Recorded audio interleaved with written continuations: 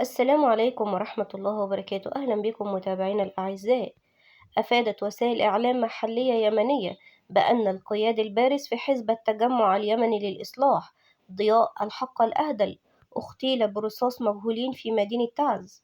وأكدت مواقع إخبارية يمنية اليوم السبت أن الأهدل قتل برصاص عدد من المسلحين لديه خروج من منزله في شارع جمال في تعز.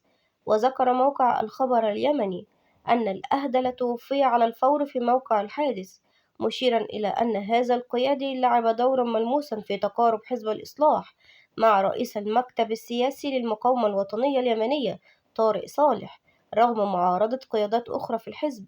لا حول ولا قوة إلا بالله العلي العظيم. الله يرحم ويرحم أمواتنا وأموات المسلمين. البقاء لله، إنا لله وإنا إليه راجعون.